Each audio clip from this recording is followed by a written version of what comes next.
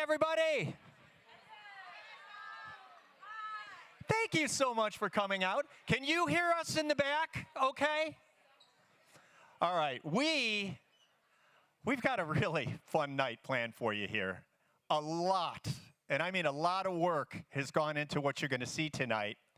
And I've got to tell you something amazing. It was, gosh, a week ago, maybe a little bit more.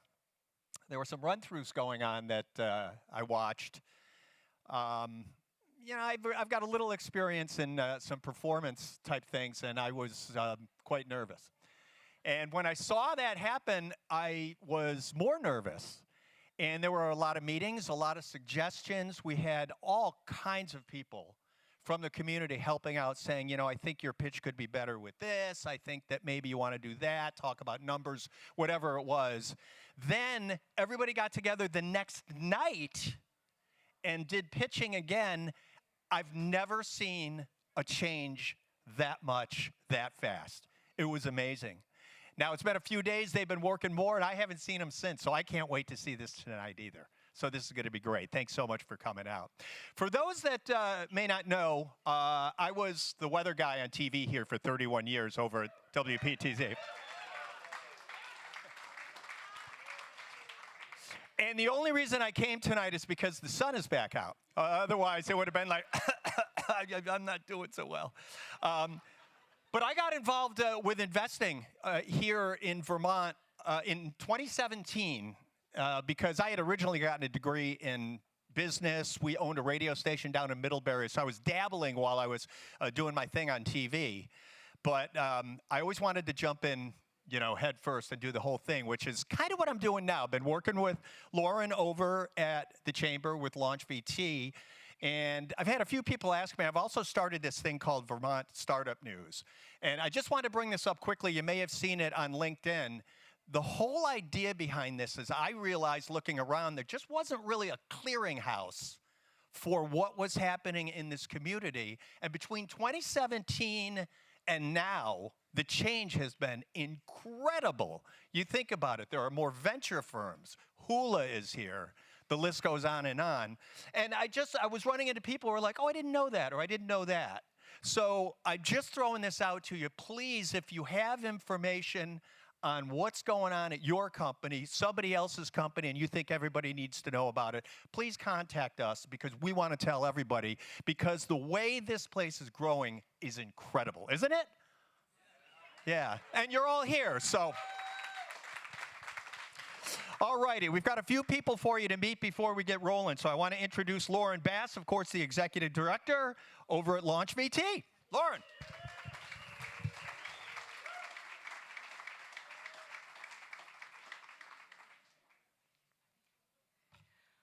Welcome to Demo Night 2023. Hi, everyone. You having fun? Enjoying the food and the drink? I really wish I could enjoy some of the drinks, but. So this is a very important night tonight because we're talking not just about these incredible founders, but what they are doing for Vermont in our amazing business ecosystem.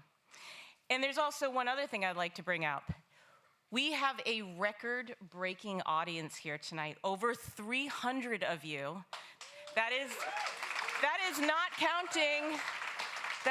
counting the party crashers, and I know you are out there.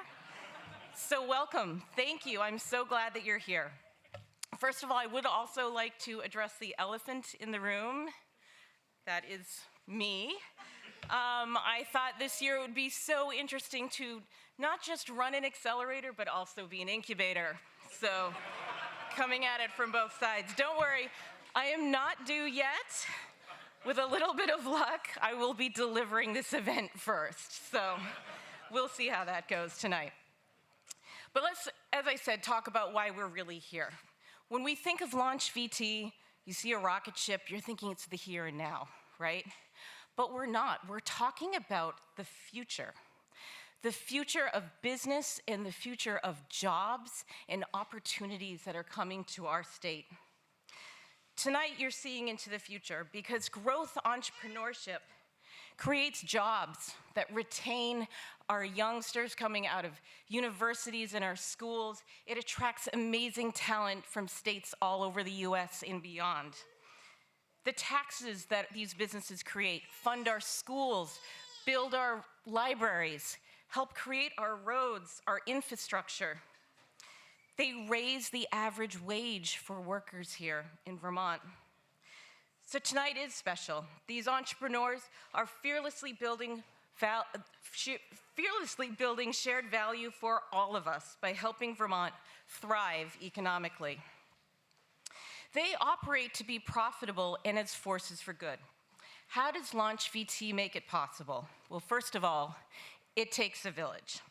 I want to start by acknowledging a new key partner, courtesy of BTV Ignite through a grant that they gave us. Row Impact worked with us this year. Noah Miller, the founder, I believe is here somewhere in the audience, who worked with our cohort this year on ESG reporting, environmental social governance, building resiliency within their startups, and working on new ways to create shared value with their stakeholders. Unquestionably, our secret sauce are our one-to-one coaches. These are folks who are world-class executives, investors, and entrepreneurs who selflessly give endless hours of their time to the founders they're paired with. Coaches, thank you. We hope you'll join us on stage later to say hello. We rely on over 35 professional mentors offering pro bono one-hour meetings in law, human resources, accounting, marketing, etc. Basically, any topic that a founder might have a question about. And none of this would be possible without nearly 50 exceptionally generous funding and service partners. Thank you.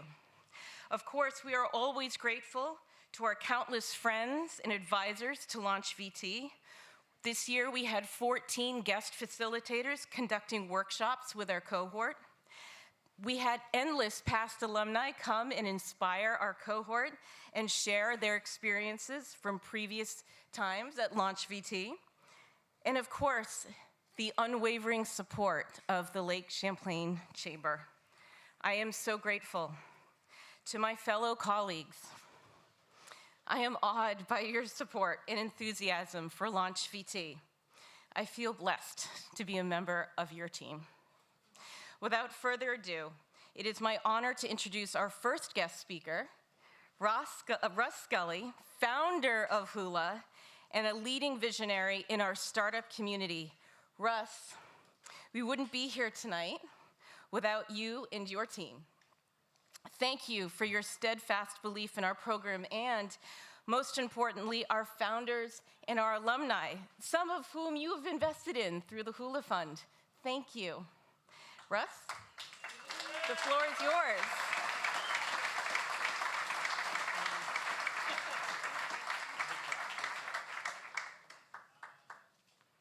Hey, thanks everyone for coming out tonight. And I gotta say, it's humbling to hear those words. So thanks, Lauren. It's really nice of you. This is a huge team effort. This is not the result of one person's interest in building something like this. I just want to give a huge shout out to the whole Hula team for everything and the events team for putting this on. It's really great to see this kind of a turnout for an event like this. As you know, this is a big reason why we built this facility, is to hold events like this. I'm really excited about the growth of our entrepreneurial community here, the number of startups coming out of Vermont. I think that we're making some traction. I think if you listen to a lot of the word on the street, there's a lot of new interest in what's going on up here. It's really exciting to hear. There's tremendous amount of momentum that I think we can really take advantage of, because more and more people, more and more companies, more and more clients, more and more employees, and so on and so forth are looking at Vermont now. And it's really fascinating to watch. It's great to hear. All this energy begets additional energy. So watching these cohorts and watching things like LaunchVT and take advantage of the opportunity of really exposing more and more startups to investors, to customers, and to everyone else, in and outside the state of Vermont is really exciting. And so it's been fun to be a part of this. It's been really, really exciting to watch this whole ecosystem grow.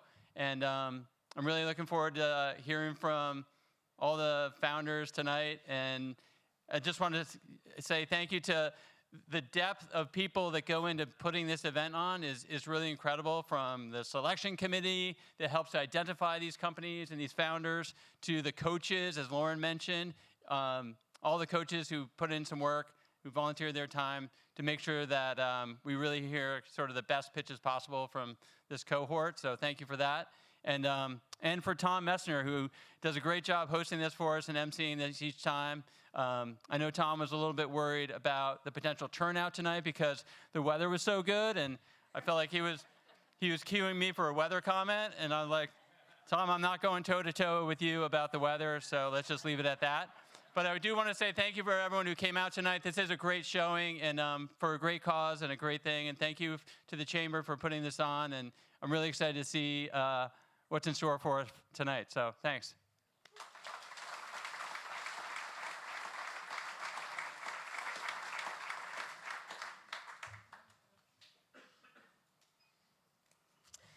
Thank you, Russ. It's great to hear from you, excuse me. Okay, next up. I would like to thank the state of Vermont, particularly our past founder of LaunchVT, who is now the Director of Entrepreneurship and Tech Commercialization at the Department of Economic Development, my friend Nick Grimley. Come on up.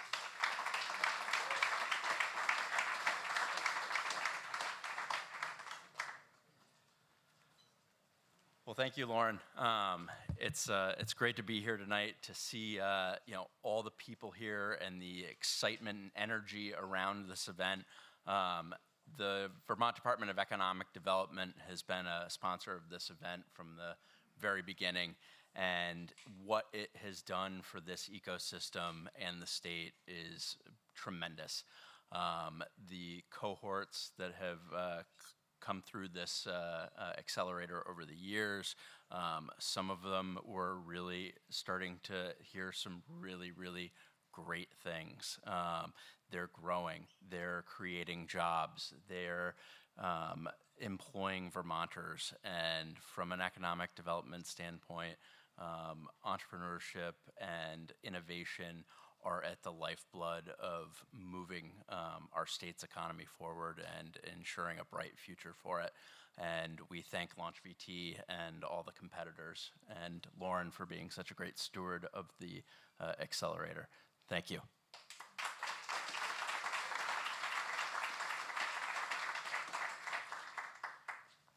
Thank you, Nick. And I'd also like to thank our other close partner, M&T Bank and Wilmington Trust.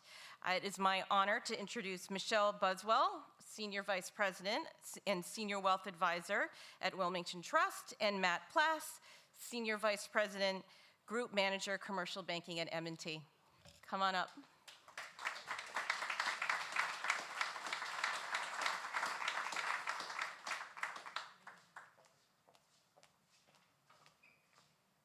Hi, everyone. It's so great to see you all tonight. And on behalf of M&T Bank and Wilmington Trust, we're thrilled to be here yet again. It's so nice to see this crowd every year get bigger and bigger and bigger. And just looking at you and thinking about where we live here in Vermont, we are so very lucky to be in this community. Yeah, so we at M&T have been a sponsor since the original days of LaunchVT, and to see what those days were like compared to what we have today, it's really something that we're extremely proud of. Want to thank everybody for coming, all the entrepreneurs, all the investors. Lauren, let's give a round of applause for Lauren.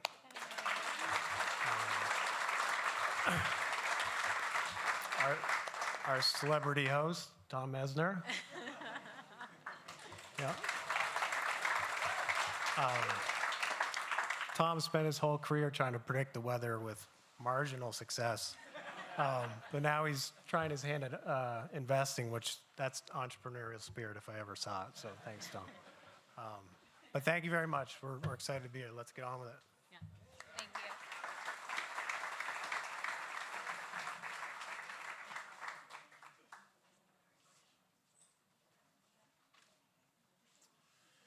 All right, the fun is almost here. Let me tell you what is going to happen here tonight. We have a couple of prizes that are going to be given out, awards. We have the Audience Choice Award, and that's where you guys come in. So what is going to happen is after we see the 8 cohorts do their thing here, you can then go and get a token. I have that correct? And then you can put it in the box that goes with the company that you would like to vote for. And this is a lot of fun because sometimes it's very different than what the judges think for interesting reasons, I find sometimes. So please know that we need your vote coming up in just a little bit. And we, in addition to have that $5,000 Audience Choice Award, we've got the Lake Champlain Chamber Award, and that's where the judges come into play here. And they are going to listen. They're going to take notes. They have like 400 number 2 pencils with erasers, I noticed. So I'm not sure what that means, but they might change their mind. They might take bribes. I'm not sure what that is, but just be aware of that, and that's going to be fun. So let me introduce you to the judges, and please know, I'm going to kind of give you the, we say in my day, the 45 version here. There is much more on your judges that are in the that came in the pamphlet that you got. All right, you ready? Michael Metz. Hi, Michael, good to see you. Experienced executive and entrepreneur specializing in rare earth metals for photonics and high-tech applications. Man, that sounds important. Let's hear it for Michael.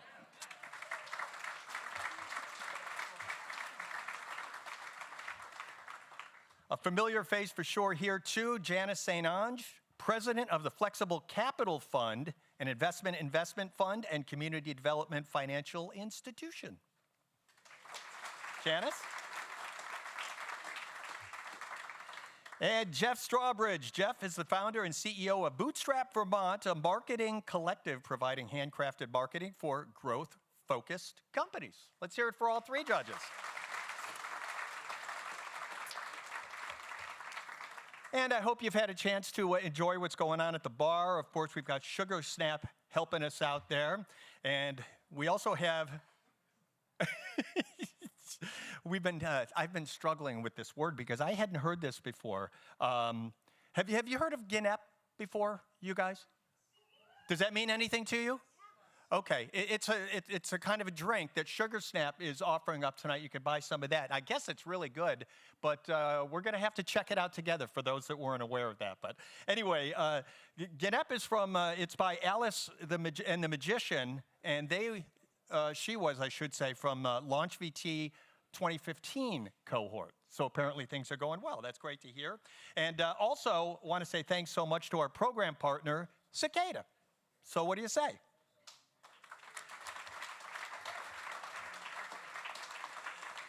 Okay, this is how it's going to go tonight. We have 8 companies that are going to come through, all righty? They each get 7 minutes for a pitch. If they're still talking in 7 minutes, we're going to make sure they don't anymore. So we have a special way to quiet things up.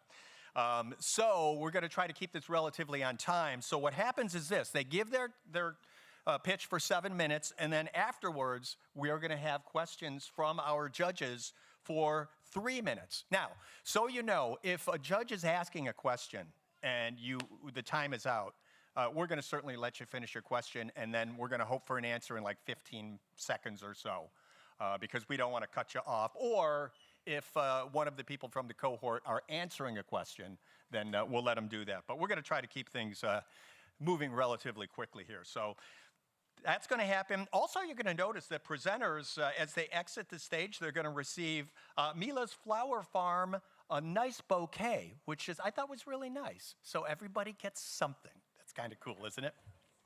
So what we're going to do is let's move the podium here, and let's get rolling.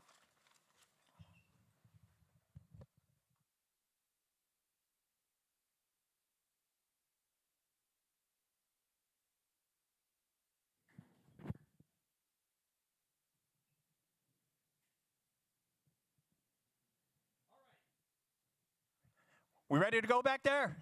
Hell yeah. He is ready to go. Are you ready? All right, it's the first of 8.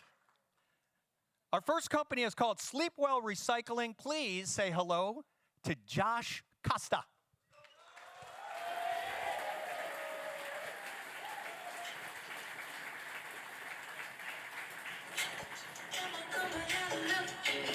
Ooh, we recycle all your mattress. Doesn't matter if it's covered with your cat's piss. We will rip it up and recycle that stuff and keep it out of the landfill.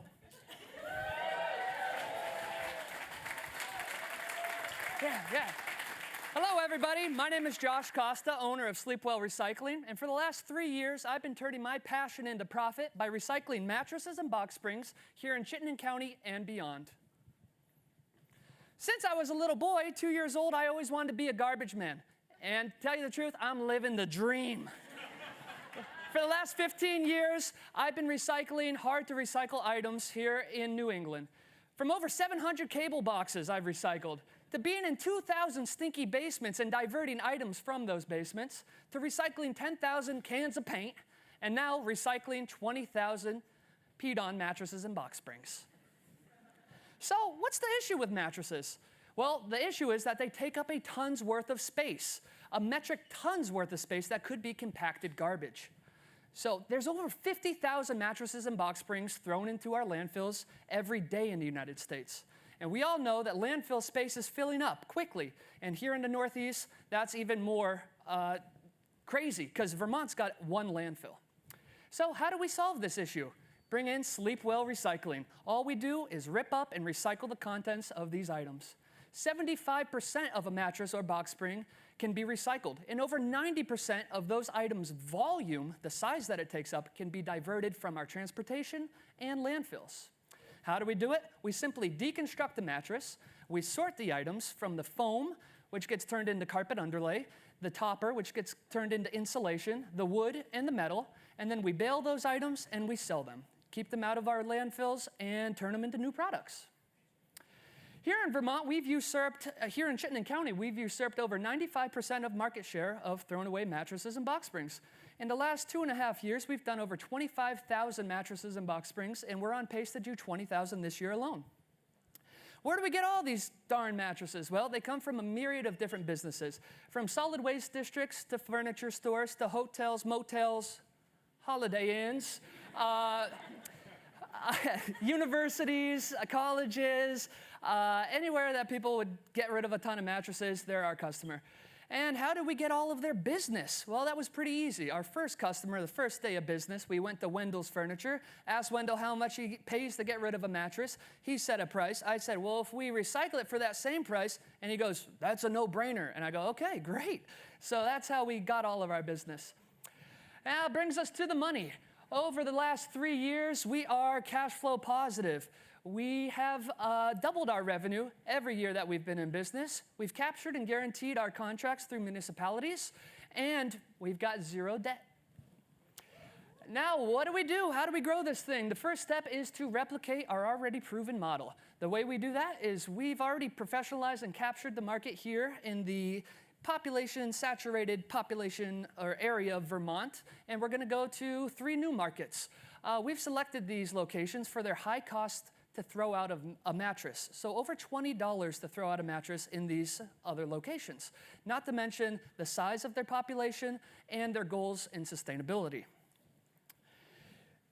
Now, with our already proven model, we're going to usurp 95% of the market share of these thrown away mattresses and box springs in these new markets, and that will generate $4.2 million on mattress intake per year. Step 2, licensing. Now that we've already refined our operations and processes and captured these new markets, we're going to take our successes of being a direct operator and license our systems. So we have very few competitors. All of our competitors are focused on big markets with mattress banning laws like California, Oregon, Massachusetts, Rhode Island, Connecticut, and they're spending millions of dollars on this expensive machinery to process the high volume of mattresses that they're receiving. And so what we're going to do is we're going to tap into the markets that they do not want because they cannot transport these disgusting mattresses because it's so expensive to transport 100 mattresses in a freight truck.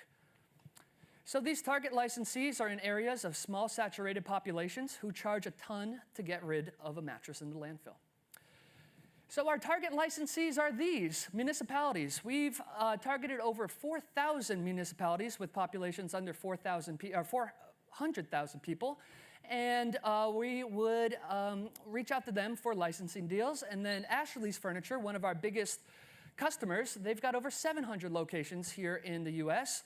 And then junk haulers, waste collection services, there's over 8,000 of these in our target markets that would benefit from our licensing. Not to mention, if we obtain 2% of this market, that would bring another $16.9 million of revenue.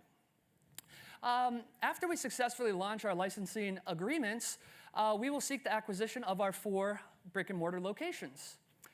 Why are we attractive to be acquired by a large waste management system? Well, we save them so much money. From trips to the landfill, we're saving fuel, and of course, the most valuable thing, saving room in our landfills. Most recently, a Vermont company called Casella, you might have heard of them, acquired a company in Northwest New York for $2.5 million.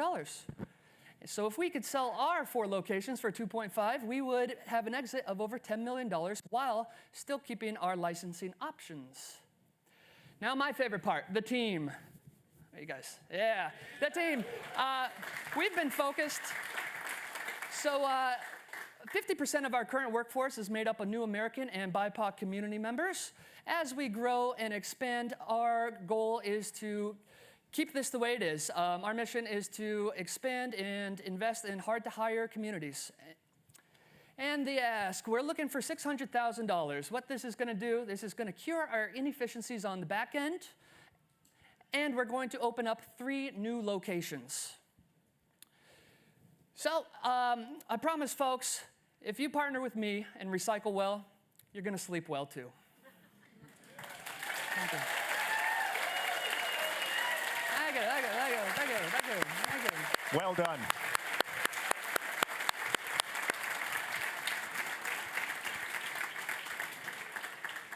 Okay, judges, I'm assuming you have a question or 2. Have at it. Great job. Thank you. Love the intro, too. Oh, wow. Yeah, that was scary.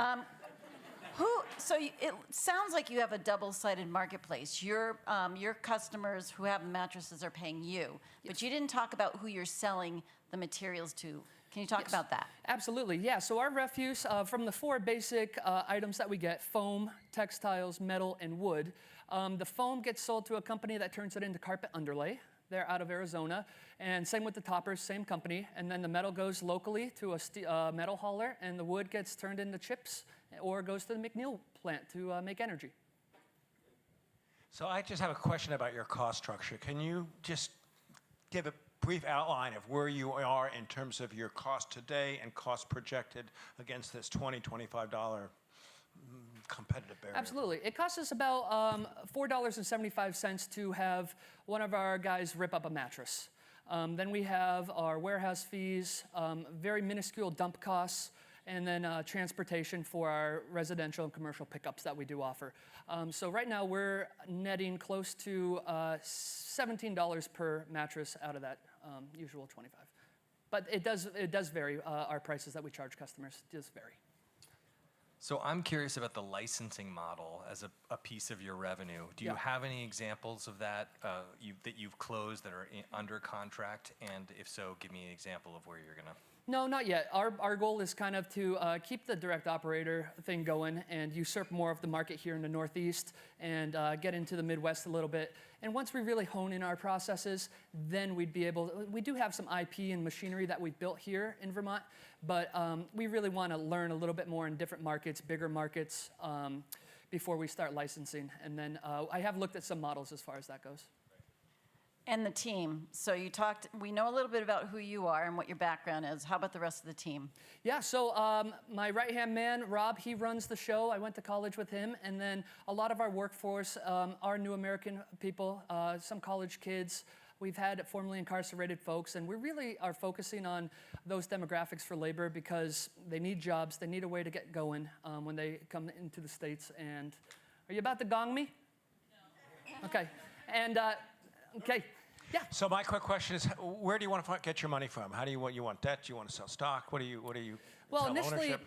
I just jumped into this because I thought it'd be a heck of a good time. And why not ask for some money? But we always thought that grants would be, and state or Fed funding would be the way that we would go, because there are a lot of opportunities for diversion. So you're a nonprofit? No. Okay. All right. Well done. Hey-o, hey-o. Thanks, Tom. Really well done. Appreciate you. You know, Josh, I'm just here for the party too. I can relate. Excellent. Not bad, huh? Good start? Wow. All right, let's move on to number 2. This is a company called Tacitly. Y'all set to go? Okay, you are. Please say hello to Jeff Desjardins.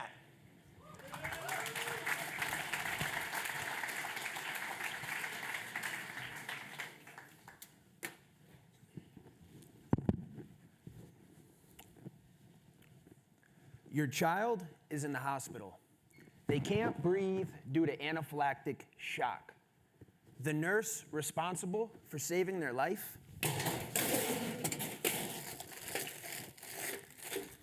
has no idea where to find the epinephrine. Why did I start Tacitly?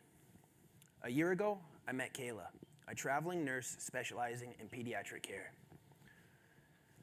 Every 13 weeks, when she rotates to a new hospital, she's got to learn a new code card. And every time the lockout tag on a code card is cracked, it costs the hospital $5,000 to recheck, resupply, and reseal. Did you know 80% of code blues result in failures to rescue? That's over 200,000 people that die in the hospital each year. What if there was a way that we could take that 80% of code blues and just reduce it by 5% through enhanced training? We'd be saving over 10,000 lives each year. Introducing Code Card XR, our life-saving solution that allows nurses to become code card confident. It eliminates the logistical issues that hospital training faces, such as instructor availability, scheduling constraints, and lack of training spaces. Our process starts with a nurse like Kayla putting on an extended reality headset. She then trains until she knows that cart like the back of her hand. And when she's ready, she takes a traceability test that's sent to her administrator to let them know Kayla is code cart confident. Over the last 2 months, we beta tested Code Card XR with 60 healthcare participants. 95% reported an improved comprehension on code card contents and faster object retrieval speed. A study from Maine Health found that code card gamification results in 106 seconds faster completion of scenarios. That 106 seconds, that's the difference between life and death. But that study was done on a physical code card. Do you know how hard it was to bring this up from Rutland? Imagine how many of these I could have brought instead. Now, there's almost 80,000 facilities in the US that have code cards, but we're focusing our early energy on the 1,000 teaching hospitals because they train a lot of nurses, they have a lot of code cards, and they're open to innovation. By year 5, we should have more than 250 of these teaching hospitals, training 25,000 nurses nationwide. This will generate tacitly $25 million in annual recurring revenue. In this first year, we're already partnering up with regional networks like UVM, where we're collaborating on a grant to provide each one of their nursing students with the Code Card XR platform. And we're creating digital twins of Dartmouth's pediatric, adult, and neonatal code cards. By year 3, we'll target the largest healthcare networks in the US to expand our reach from a single point of contact. Just capturing 2 of these networks will allow us to exceed our goal of 250 hospitals. Now, the possibilities with XR training are limitless. Code Card XR is just the beginning. When we went to Dartmouth and we asked, what is one of the most important pieces of equipment nurses should learn? They said, the defib. When we asked nursing students graduating in a week, what is the one thing you didn't have the chance to learn? They said, IV. Coincidentally, All of these things can be found on a code cart. So we're working on a suite of add-on modules to tie into the same sales pipeline, allowing us to increase our revenue and our impact as we roll out. In year 1, we're rolling out CodeCard XR to 10 hospitals. And by year 5, when we release IVXR, we'll have 250 hospitals using our platform and a team of 100 people in the Tacitly office in Rutland, Vermont. Now, the Tacitly team is a powerhouse. As CEO, I successfully exited my last venture with a sale of 2 patents and a trademark. Bill Kuchar, our Chief Technology Officer, he co-founded a public company where he led a team of programmers for 10 years. Bill took that company from a little startup and he grew it into a massive global success, and he's hungry to do it again. But we need to build a sales arm. So we're seeking a $1.5 million investment to fuel Tacitly's growth. $250,000 of this has already been soft circled. This will go into sales and marketing, R&D, and infrastructure, giving us 3 years of runway. Together, let's help nurses like Kayla know that code cart like the back of her hand. So next time she's in a code blue emergency, she'll know exactly where to find the epinephrine. Thank you for your time.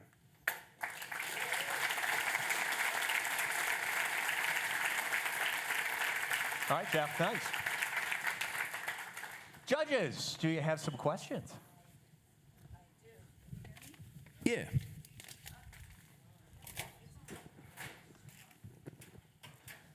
Can you hear me now? Yes, there we go. All right, so how do you make money? So we sell our software package to the hospitals. Our license fee is $1,000 per nurse per year. We anticipate 100 nurses per facility, so that should be about 100,000 annual license per facility. And have you tested that price with the hospitals that you're talking to? Yeah, so out of the hospitals we visited, that seems like a good price. We're in the process of getting an LOI with Dartmouth, so we're in the process of doing that. I want to know a little bit about your competition and much larger organizations in the medical institution saying we have a risk here, we have a cost here, and we're going to fix that. How do you protect yourselves from that? Oh, totally. We have 2 patents in the work and also in the works, and most of the stuff we found on site are like really expensive machines that only train on one thing. With our solution, we can train on multiple pieces of equipment, so it makes us like more competitive. Instead of just spending like $100,000 on a simulator that trains on one device, you could train on infinite devices with our solution. Let's talk a little bit about the hardware and the headset. Is there any requirement in terms of Wi-Fi, internet access? Are there any issues or complications on site in the hospital? So currently, you don't need Wi-Fi to use our program, but in the future with tracking, we're going to want to implement that. And out of the hospitals we visited, their Wi-Fi signal wasn't good, so we're going to offer 5G with our solution so that it's like turnkey. So you've actually built the software at this point? Yeah. And how'd you fund that? So when I exited my last company, I put it all into Tacitly and bootstrapped it. And now we're in the process of raising some money. So it's been about 6 months as a team that we've been building the software. So it looks to me like you're approaching one hospital at a time, trying to scale that. Have you thought about approaching a large insurance company? That's a great idea. That's actually one thing we've discussed.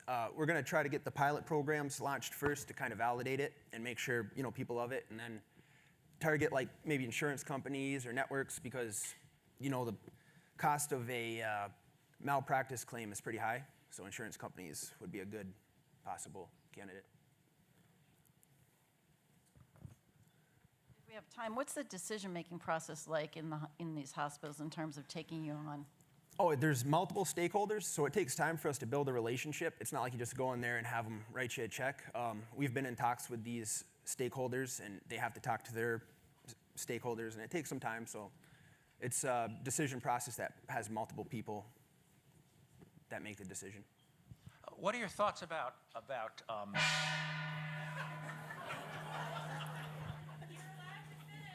Yeah, go ahead. Now I've forgotten. See your moment. I've forgotten, but I'll sure afterwards. Wow, saved by the gong. Dude. Hey, Jeff, great job. Thanks, man. Thanks very much. Thank you.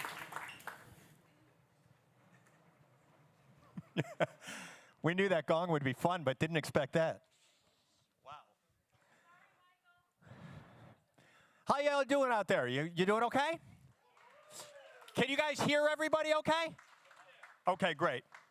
All right, here we go. Number 3 is coming up. This is a company called Purple Couch. Say hello to Sarah Lyman.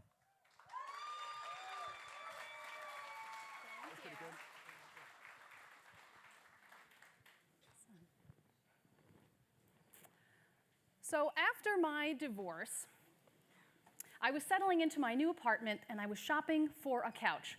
I'm scrolling through the options and realizing I'm settling for the neutral colors my ex would have liked. And I was like, wait a minute, no one else needs input on this frickin' couch. So I got the one I wanted, a gorgeous velour purple couch. And I named my business after it, because it was in that moment that I started to reframe from failed marriage into fresh start. Divorce is confusing, it's complicated. We're making major life decisions, legal, financial, co-parenting, on this emotional roller coaster. And with 2,000 divorces every day in the United States, all I could think was, there's got to be a better way. I'm Sarah Lyman, and I founded Purple Couch a little over a year ago to provide a place for information vetted from a whole spectrum of divorce professionals. Our flagship product is an asynchronous online video course we call Fresh Start. For $329, students hear from a financial planner, a tax preparer, a divorce attorney, child psychologist, couples and family therapist. Their information is good for folks anywhere in the United States, and we supplement with state-specific information as well. Together, this team, we are on a mission to break down the shame and stigma around divorce. I have 2 decades of experience in communications, and as one of my post-divorce fresh starts, I picked up watercolor painting. And what you see here and on my website is an intentional contrast to the gavel banging and broken wedding rings that you see on other support sites. Students emerge from a Purple Couch course understanding the whole process of divorce and the options in front of them. They may still need to meet one-on-one with an attorney or a financial planner, but they're so much better prepared to find one that meets their needs. And this can save thousands and thousands of dollars in litigation if it's not needed. Purple Couch is a community. Total strangers come together online and in person to normalize their divorce experiences. And we know that communities of color and queer communities have added layers of financial and cultural ramifications to their divorce. People are buying this course for their friends and loved ones because it feels like a tangible way to help when it feels like there's not much else we can do. So I can tell you from experience, if you're going through a divorce, it's gonna take a lot of Lizzo. So I invite you to my Spotify playlist. Registrations from our beta rollout 2 courses have already covered production costs, and we're on track to double revenue by the end of this year. Thanks. But the impact, I think, is deeper than that, right? One student in our finances course said, when did I stop dreaming? Another person came to an event we ran in the fall. She came here in Burlington. She came all the way from Maine. And it's bringing business to Vermont divorce professionals as well, who say they really like having Purple Couch students because they're so much better informed right in the gate. This is the power of information coupled with compassion and community. We're unique out there. You can go see a divorce coach or hire a private judge. These are very expensive one-on-one experiences. On the other end of the spectrum, you can e-file your divorce papers through a company like divorce.com, or you can wade through the literal millions and millions of divorce articles that are out there, and more every day, thanks to ChatGPT. We need Purple Couch and our real human experts now more than ever. We are providing an affordable, vetted experience from people who have been through it together in community. So our lifetime value for customers, they come and take a course. They come back and attend an event. And much later in their experience, they return again to buy a course for someone else in their lives. So this asynchronous online video course, this model of one to many is built for scale. And we're already talking about scaling to employee wellness programs in an enterprise level. So our target customers are middle-aged or middle-income folks around 30 and up, and they represent about 50% of the divorce marketplace, which is about $55 billion. But what if we think even bigger? What if Purple Couch led a culture shift where we make it the norm to support our people in their divorce the way we supported them when they got married? Our big vision is to build a divorce gift registry. Imagine, if you could, if you literally shower people with gifts at their wedding, but it's when they are splitting that household that they really need another toaster, right? You see, the business opportunity here is to look at divorce not as a single transaction, but as a whole spectrum of community and support. We've seen how this works in the wedding industry. It's big business. So I am here today to ask a pre-seed $350,000 round. We will use the amazing sales talent here in Vermont to leverage numbers, of course, for customer growth, but also to get the data we need to test assumptions and make decisions. We are ready to help 1,500 folks by the end of, in the next 18 months, and pull in about 1.6 million in the next 3 years. And if we are, when we're ready for this next round of investment to support this divorce gift registry, we're gonna blow the roof off these numbers. So what will it take to break down the shame and stigma around divorce? It starts when we help other folks find their own Purple Couch moment. Thank you. Oh.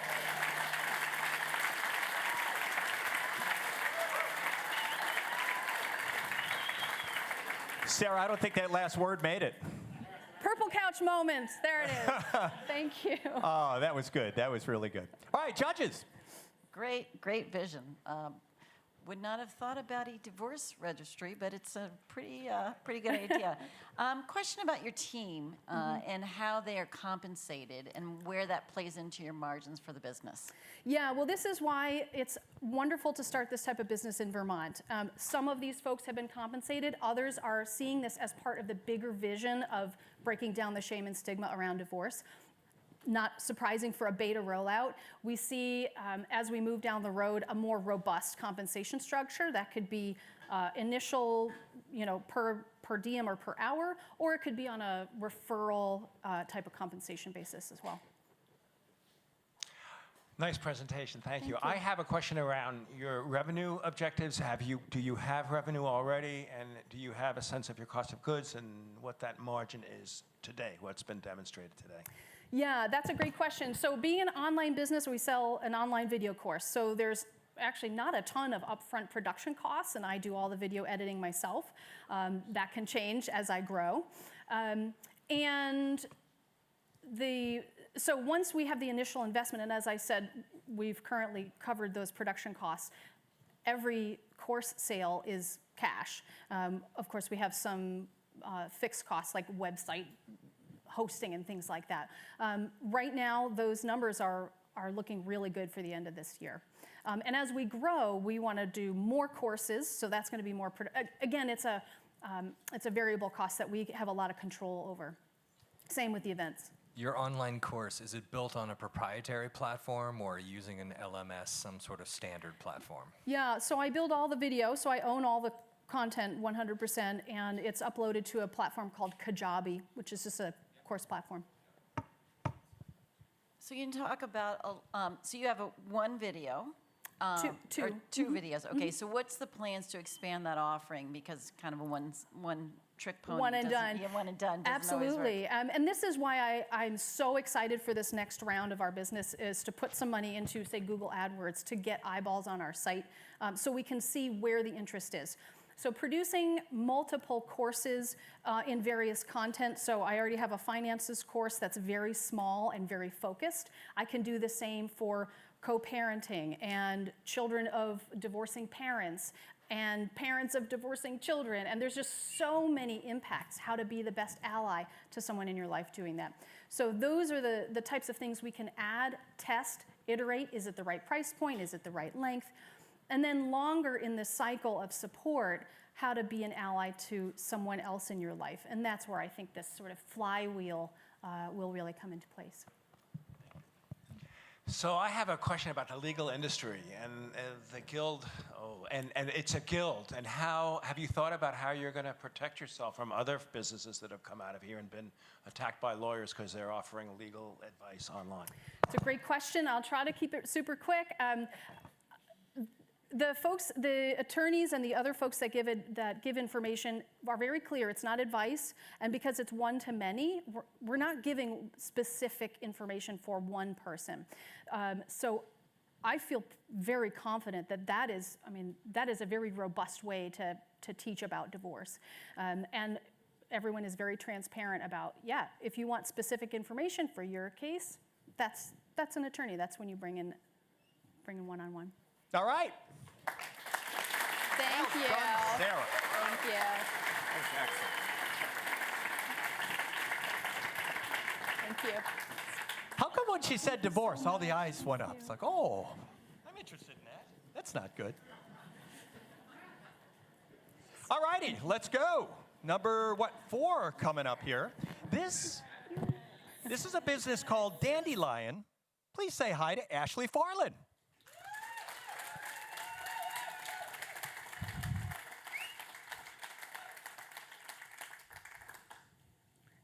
Dandelion, what today's luxury looks like. There's a great quote. Quality is remembered long after price is forgotten. How true. Unless, of course, you're buying a $10,000 sports coat from Catan. That one you might always remember. But in truth, here lies the problems. Ultra quality, ultra high prices. Mid-range, cookie cutter, and bargain, well, shoddy quality, bound for landfills. None of these are sustainable. Why can't high quality, beautiful product with sustainable values be available to us at a reasonable price? They can, and they are. Hi, I'm Ashley Farland, founder of Dandelion. I'm a chef by training. I chefed at Michelin-starred restaurants in New York City, and I served as a private chef for many luxury-bound families. And in those homes, I was exposed to the most exquisite products. I fell in love. I wanted them. I couldn't afford them. So, being a 4th-generation Vermonter, I decided I would make them. I got in my car, moved back to Vermont, worked for 2 years as a professional sewist to start Dandelion. Dandelion makes beautiful products for the home using 3 basic principles: high quality, sustainable values at a reasonable price. How do we do it? We use 100% dead stock from designer fabrics. See, these designers have trained their customers to expect new and fresh things every season. They end up with surplus. At the end of the surplus, those surpluses need to go to either expensive warehouses or be thrown to landfills. They're happy to sell them to us. They're happy to sell them to us that they sell them to us at 30 cents on the dollar. 90% of our dead stock is sourced right here in the US. Oops. To date, well, we're going to get both. To date, 1,000 yards has been saved from landfills. And as part of a circular supply chain, we take our scraps, donate them to local businesses, who then turn them into insulation. And where else would this come from? Then Vermont. This is a fun fact. Dandelion, okay, Ralph Lauren started with neckties. Dandelion starting with a pillow.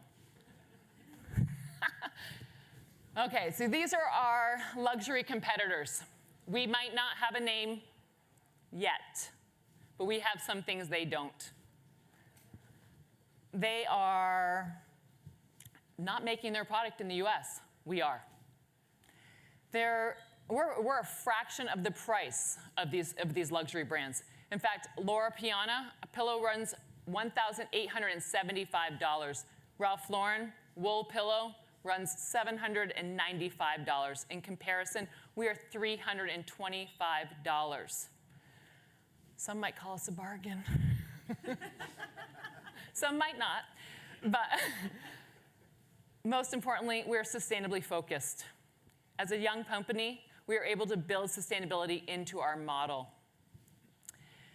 Unlike these large competitors who need time to rework their supply chains and processes, and the icing on the cake, well, 66%, 2/3 of customers are looking for these products. They are looking for sustainably produced products.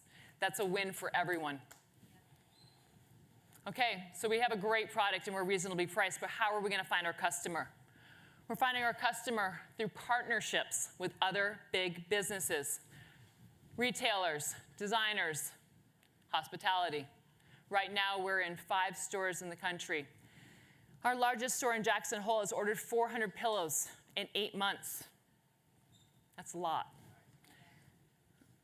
Due to the success of our pillows in their store, so it's multiple turns. Interior designers, one has already identified us for their project at South Fork Lodge in Idaho, one of the most prestigious fly fishing lodges in the country. Last week, he did an install, 150 pillows of ours. That's great branding, and they're paying us. Jimmy Kimmel. Okay. And from that success, we are definitely targeting more hospitality, and we are just getting started. So far, so good. In less than 1 year, we have secured multiple wholesale accounts, built relationships with our supply chains, and built an e-commerce platform, dandelion.design. Where are we going? We're building a brand. We're building a lifestyle brand. We are already producing beautiful, unique wooden products, extending our pillow collection to include blankets, and partnering with like-minded makers who share our ethos. They share our sustainability and our quality and reasonable prices. Okay. Although I do wear all these hats, I have had tremendous amount of people who have helped me build this to where we are today. Pat Satner, I have no idea where you are, but she's an amazing, the most talented sewist I've ever worked with. And she's been with us from the start, but we need more talent like her. Dandelion has already proven a concept that works. Now we need to scale. We're asking for $750,000 to be put into 3 parts. We need raw material. We need local manufacturing, and we need sales and marketing.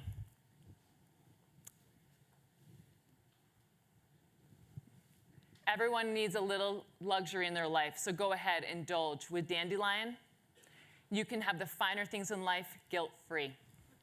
Woo! Oh! Thank you. Ashley! Nice. You have no idea where we came from. Nice. Remember I said I was worried a few days ago? Oh, it was me, exclusively. No, well, not exclusively, but you did a great job. I was You did a great job. All right, judges. I'm ready for you. So that was great. Same question I asked some of the other ones. Tell me about your cost structure a little bit, about your sourcing a little bit. Is Sure. it all domestic? Do you have the names of the companies that you're going to buy from and so on?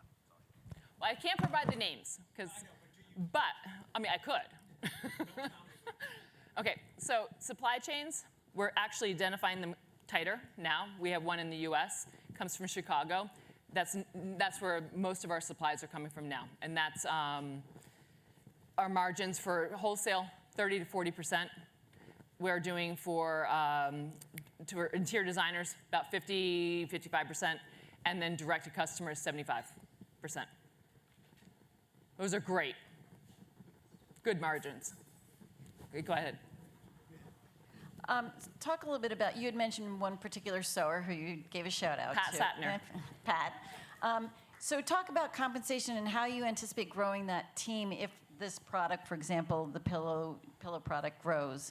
How are you going to compensate? And are those jobs being created in Vermont? Absolutely. So conscious consumerism is growing, so they're willing to pay for, they understand that what we're doing here is a movement. And well, you know, other companies who are going off-seas, I obviously have to bring my prices to a place.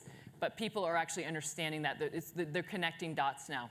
So I'll always keep it here. My compensation's fair, very fair. It's per piece right now. It's per piece right now. But I mean, it could easily, that could fold right into a labor. I mean, it's hourly is where I want to go. I can't afford to do hourly right now. So I do per piece when I can afford. Tell me about But it's actually going to become more attractive when it becomes labor.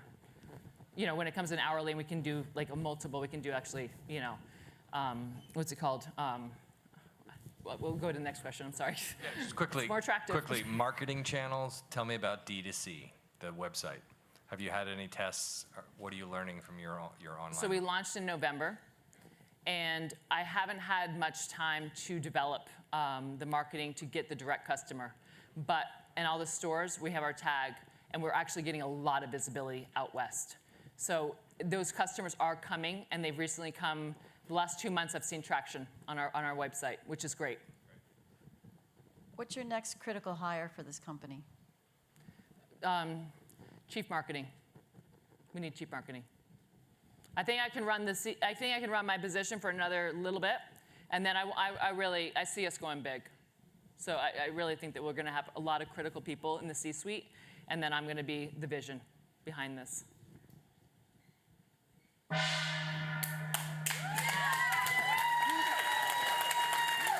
Thank you. Ashley, I need that clicker.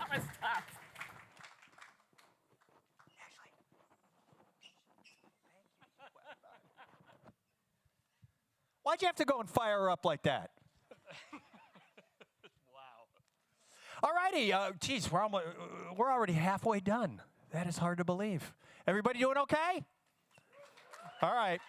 After 4 more, give you a break, get a drink, and we'll make decisions. It's going to be great. All right, coming up next, this is a company called Core 360. Say hi to Lex Osler.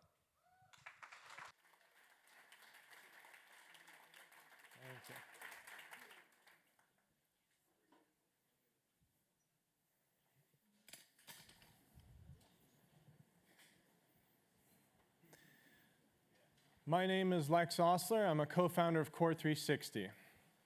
Everybody sits, and they sit a lot, on average for 10 hours a day. But sitting is the new smoking. Numerous studies have shown that sitting increases the risk of heart disease, diabetes, obesity, and cancer. And standing all day is twice as bad as sitting. Additionally, back pain costs Americans over $100 billion every year. 80% of the people in this room have suffered from or are currently dealing with back pain. The cause of all this misery is conventional Western chairs. In cultures that don't use chairs and sit in more traditional ways, they have almost no back pain, such as in Vietnam or parts of India. Japan used to have incredibly low back pain rates when they sat on the floor or kneeled. Now their back pain rates are almost identical to the US. What changed? They switched to modern office chairs. These so-called ergonomic chairs give us the headrest, the backrest, the armrest, and of course the lumbar support. All this results in is poor posture, core muscle atrophy, and inactivity.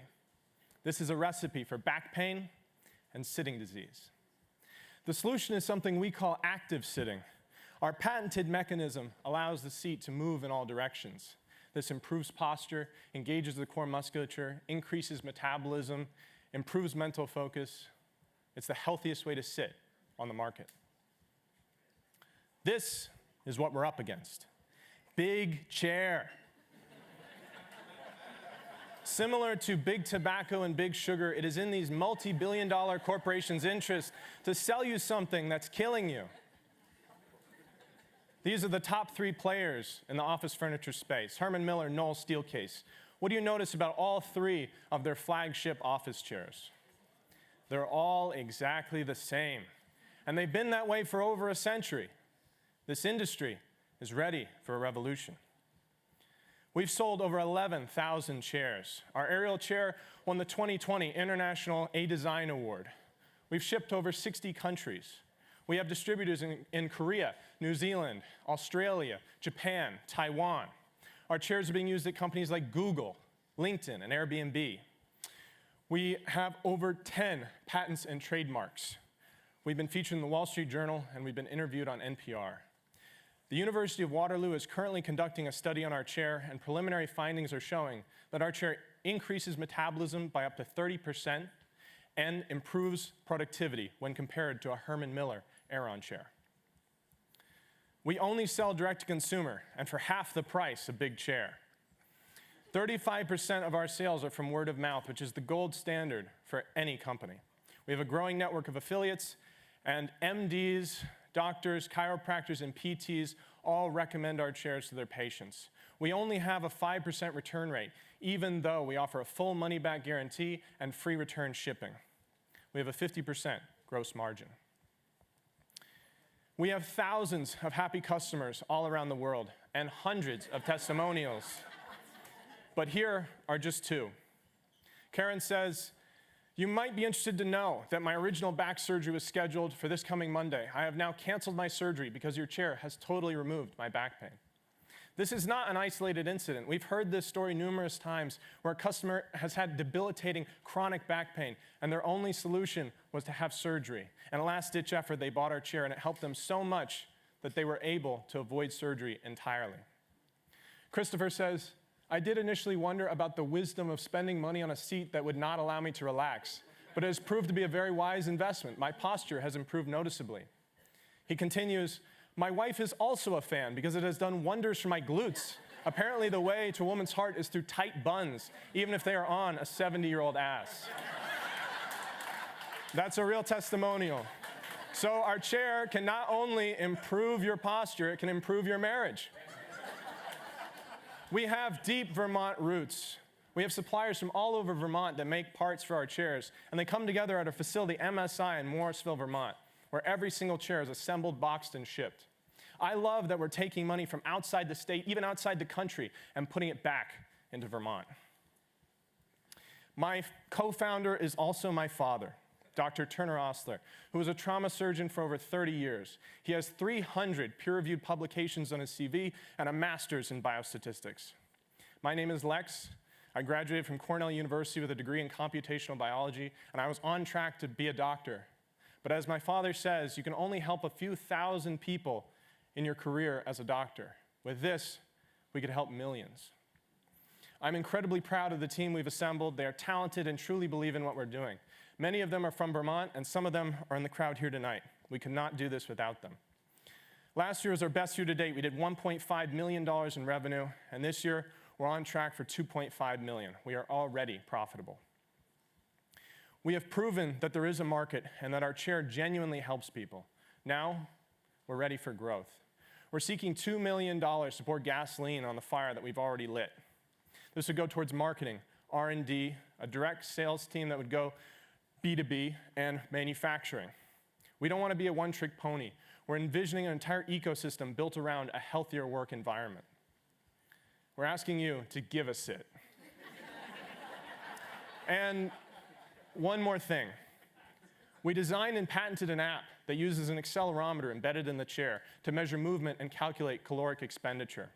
Imagine if your chair could track your health metrics in real time and show you how they're improving. We plan on integrating this with Apple Watch, and Fitbit in the near future. This app is the first of its kind. We are building the future, and I hope you can be a part of it. Thank you.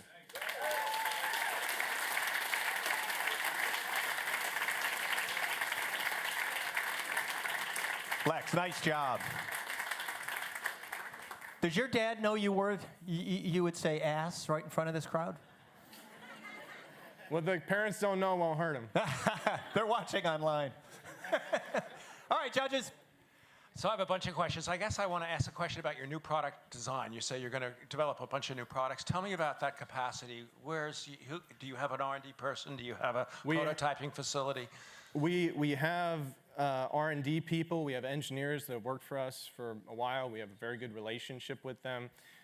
You know, we have a lot of stuff that we're currently working on that I don't really want to talk about right now, but it's very cool. We have a long working relationship with the people that we have, that some of them are here tonight, and they're very good. We've come a very long way from where we started, and it's just through iteration and design, so we're very confident going forward.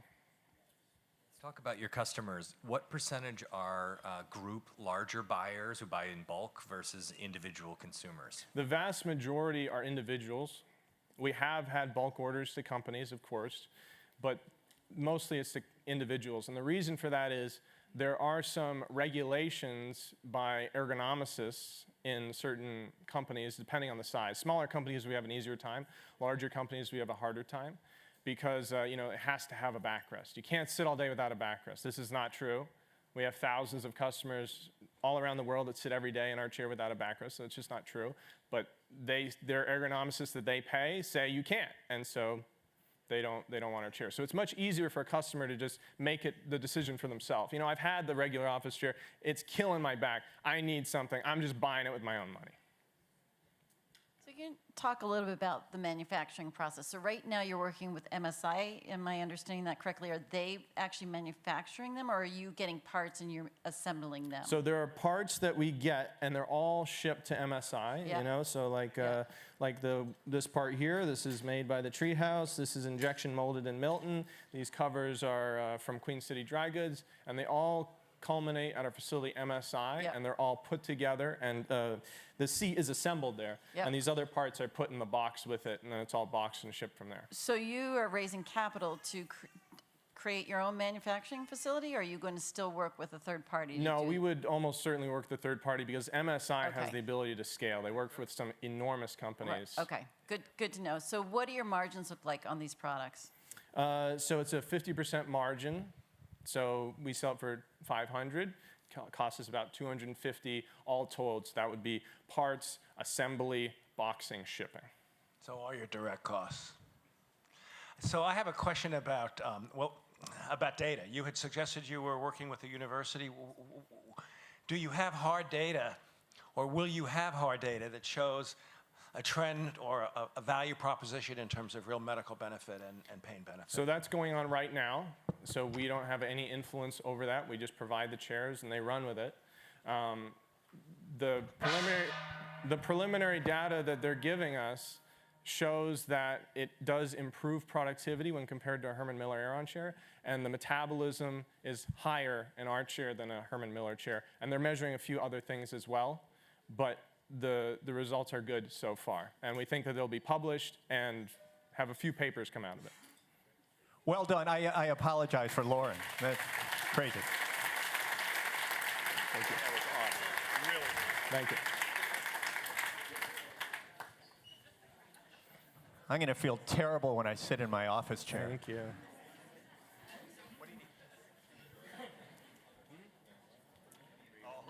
She's defending herself. Never mind. Okay, moving right along. Our next company is Dairy Dirt. Say hi to Brendan O'Brien.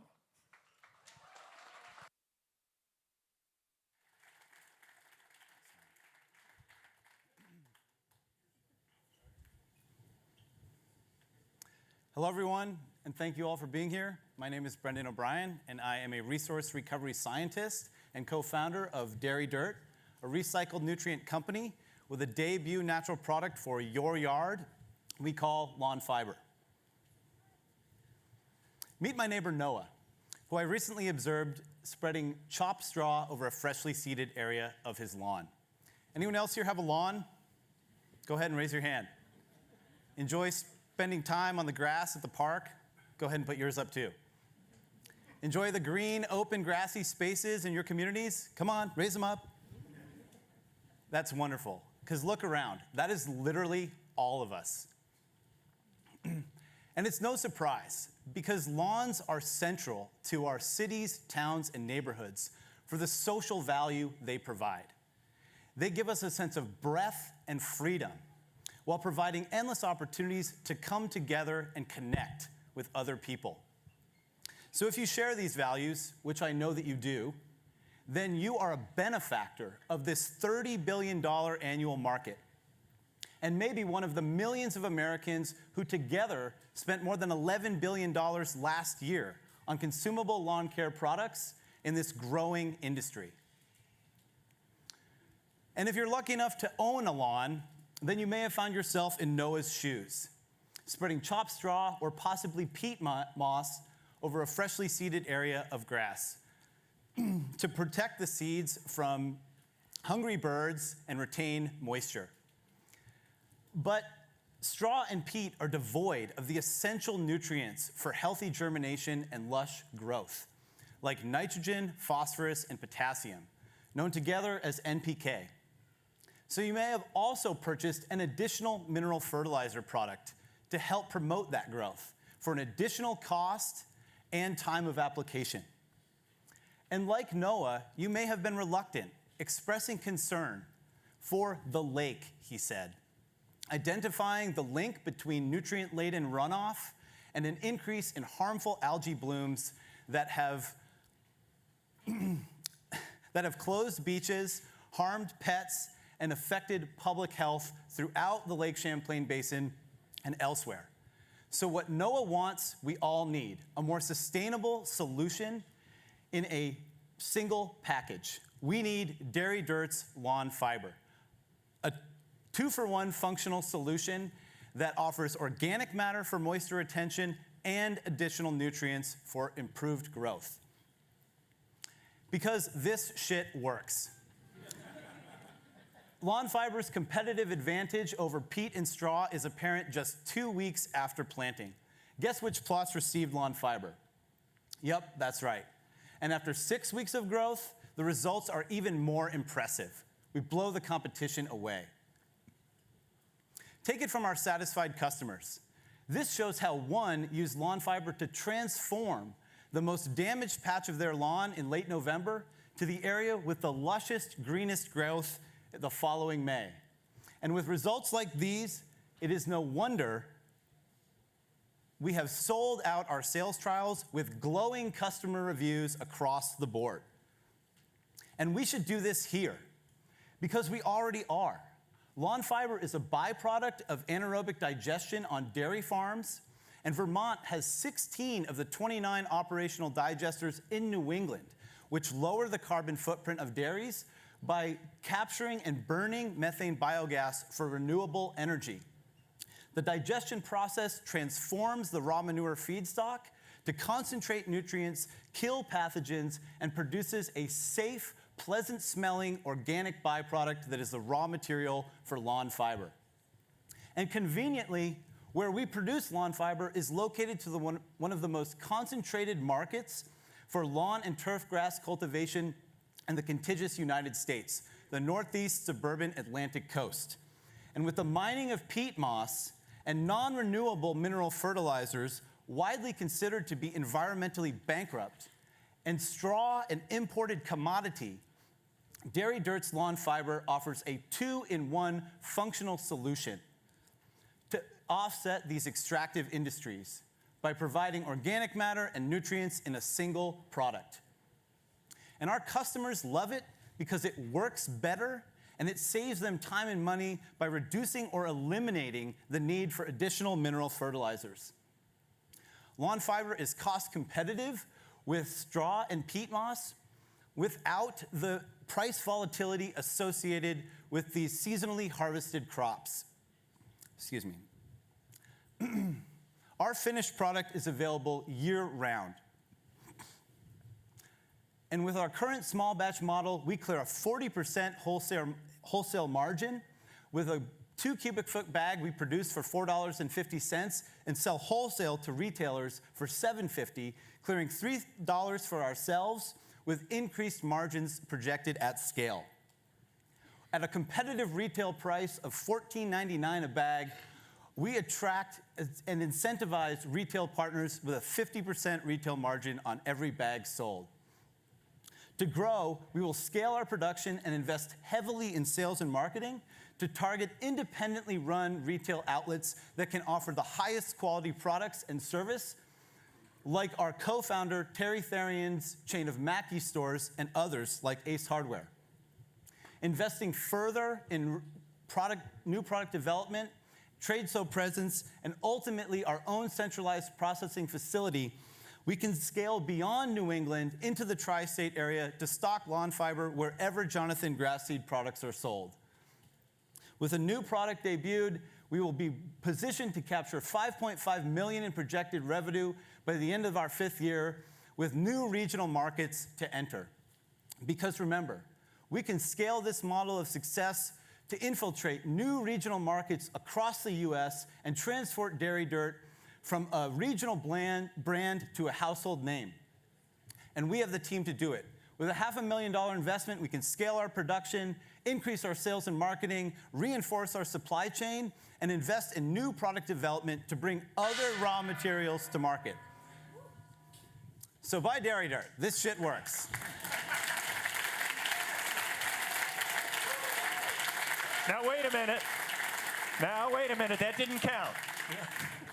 All right, judges. Looks like good shit, for sure. Thank you, it is. So you're currently getting the raw material for this product from the digesters in Vermont. Yes. What happens if you really do scale the way you say you're going to? Where does your supply chain look like? Yeah, so conveniently, we have these clusters of digesters that are located very near to the market demand. So we have numerous relationships with different farmers in Vermont to scale throughout New England, but we could easily take this model and replicate it across these other regions of the United States that have this same geographic correlation. And how are you compensating the farmers for this? We are paying them currently to process the material on site, giving them a premium for the product, and we are currently hand bagging the material, so our margins are expected to really increase if we automate that process. So my question is really, what are the barriers to entry to being in your business? The way you describe this, I think I might want to get into this business. How are you protecting yourself from competition? Is there competition? Currently, there is no competition. If you Google lawn fiber, we are the only product that appears, and that is essentially our current IP is the trademark on that namesake, lawn fiber. And these are really brand new materials, and quite frankly, a lot of people don't want to work in this space because they think it's, a little bit messy. And so these are, again, new materials that are coming on market as a source of recycled nutrients. And we're the first company to debut a product specifically for grass seed germination. Your sales strategy, you have a member of your team who has a awareness of a retail chain, is that correct? Yes, that's correct. Terry Therian, who I wish was here with me tonight, is the retail executive of 3 Mackey's chain stores. They're all independently owned, but it's a 55-year-old family business, and his insight into the market is a real strength of our team. Do you have any sales contracts signed at this point? Not at this point, but there are some in the works. What's your background and what's your core skills that you bring to the table? I have a master's degree in natural resources, and I did my thesis work on basically quantifying the value of these anaerobic digester residuals, specifically for this purpose. And I have a variety of peer-reviewed publications that go into some other value-added applications that I won't specifically talk about at this time, but they're really exciting. What's your strength? My strength? Yeah. I think that my strength is in the technical background and also as a Vermonter, building these relationships with the farms. The network of farmers is really a result of the thesis work I previously completed. So my question is really around your manufacturing process. It sounds like you're just in pilot run right now. What are your plans in manufacturing? I saw it on your scale up. Yeah, so that's what we're looking for money for.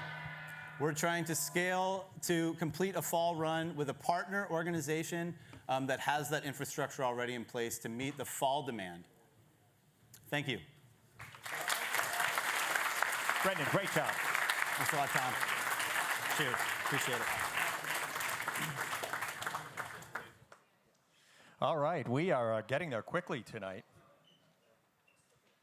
Our next company, it's the gong. It's freaking everybody out every time I notice. Yeah, it wakes them up, I will tell you that. Next company is called Logic. Please say hello to Jason Van Nest. Thank you, sir.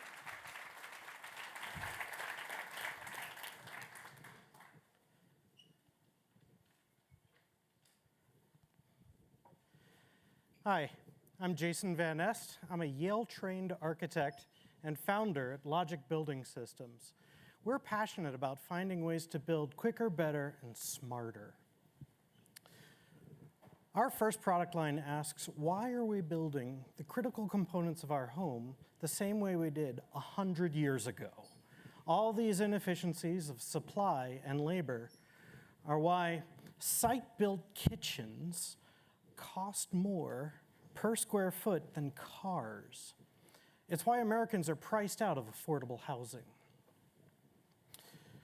What if we built kitchens the same way that we built high-quality cars? That could make upmarket features, well, affordable, right? It could make craftsmanship accessible. It could do all this and drive down prices. Logic can deliver this. We're doing the same thing for bathrooms. Inside, we use all the same high-quality fixtures that users have come to expect, but in a panelized architectural shell. Under waterproof wallpaper, 12 interlocking panels, they sit there and replace 1,000 screws and hours of tape and mud and sand and paint, right? We assemble these on shipping pallets. We lift them with the same equipment that's already on job sites, and we position them with standard pallet jacks. Now, at that point, we're developing IP around two key improvements that you won't see in this competitor's photo. Logic blocks are made plug and play, so you can start cooking Thanksgiving dinner just 5 minutes after we lower the mod. And when we lower the mod, we won't use these janky attachments. Those damage the product. When you see the big picture in modular today, you see that no one is actually doing any manufacturing. All the existing processes are conventional construction indoors. You can't reinvent your assembly line for every customer's new project. That kills your margin, right? And you can't assemble all of these mods with redundant fixtures because that kills or explodes your build times. Those problems with our competition essentially put folks in the wrong part of this graph. We see a huge market opportunity for the company that can combine the discipline of bringing a modular product catalog to market with the economies of scale and repetition that define value in the multifamily housing market. How big is this huge market opportunity?